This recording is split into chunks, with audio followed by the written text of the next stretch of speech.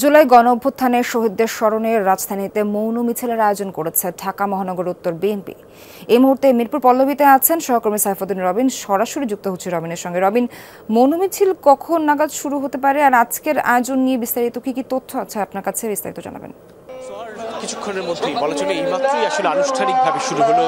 24-এর গণঅভ্যুত্থানের শহীদদের স্মরণে ঢাকা মহানগর উত্তর বিএনপি আয়োজিত যে মৌন মিছিল কর্মসূচি, সেই মৌন মিছিল পূর্ব সমাবেশ, যেখানে দলের স্থায়ী কমিটির সদস্য সালাউদ্দিন আহমদ উপস্থিত রয়েছেন আজকের এই অনুষ্ঠানের সভাপতিত্ব যিনি করছেন ঢাকা মহানগর উত্তর বিএনপির আহ্বায়ক আমিনুল হক, সে সঙ্গে ছাত্রদলের সাধারণ সম্পাদক নাসির, স্বেচ্ছাসেবক দলের সভাপতি এসএম জিলানী, যুব দলের সাধারণ সম্পাদক নুরুল ইসলাম নাউন সহ বিএনপির অঙ্গ সহযোগী সংগঠনগুলির কেন্দ্রীয় নেতৃত্ব যেমনটি রয়েছে, মহানগরের বিভিন্ন স্তরের নেতাকর্মীরা উপস্থিত হয়েছে। মূলত এই মৌন মিছিল কর্মসূচিটি হচ্ছে 24-এর গণঅভ্যুত্থানে শহীদদের স্মরণে ঢাকা মহানগর উত্তর এবং আলাদা করে দক্ষিণেও একই রকম কর্মসূচি পালিত হচ্ছে। নয়াপল্টনে বিএনপির কেন্দ্রীয় কার্যালয়ের সামনে ঢাকা মহানগর দক্ষিণ বিএনপির মৌন মিছিলটি অনুষ্ঠিত হবে এবং ঢাকা মহানগর উত্তরের মৌন মিছিলটি অনুষ্ঠিত হতে যাচ্ছে মিরপুর 12 নম্বর থেকে, এবং সেই মিছিলটি মূলত মিরপুর 12 থেকে মিরপুর 10 হয়ে শেওড়াপাড়া গিয়ে আসলে শেষ হবে। এই কর্মসূচি থেকে বিএনপি নেতৃবৃন্দ বলছে যে 24-এর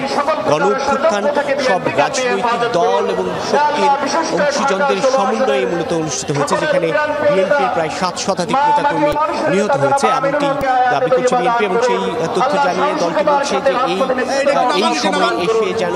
কোনো ধরনের বৈষম্যের শিকারের হতে না হয় বিএনপির যেসব নেতাকর্মী শহীদ হয়েছে তাদেরকে, এবং সেটি হচ্ছে এমন দাবি করছে ছাত্রদলের নেতারা। তারা বলছেন যে 144 জনের মতো ছাত্রদল নেতাকর্মী নিহত হলেও নানান কর্মকাণ্ডের মধ্য দিয়ে তাদেরকে আসলে বৈষম্যের শিকার হতে হচ্ছে। তার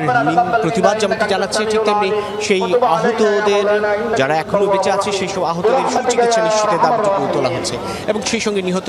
যারা হয়েছে তাদের পরিবারকে যেন রাষ্ট্রীয়ভাবে সম্মান জানানো হয় সেই তাগিদটাও দেওয়া হচ্ছে। আজকের এই কর্মসূচি থেকে দলের নেতৃবৃন্দ মূলত যেটি বলছেন যে 24-এর যে গণঅভ্যুত্থান সেটি অনুষ্ঠিত হয়েছে বিএনপির 17 বছরের আন্দোলনের ফলশ্রুতিতে, যার ভিত্তিটা তৈরি করে দিয়েছিল রাজনৈতিক দলগুলো যারা বিএনপির সঙ্গে যুগপৎ আন্দোলনে শরিক হয়েছিলেন। আগামীতে যেন সুষ্ঠু জাতীয় নির্বাচনের মধ্যে দিয়ে 24-এর শহীদদের সেই আত্মত্যাগের বাস্তবতা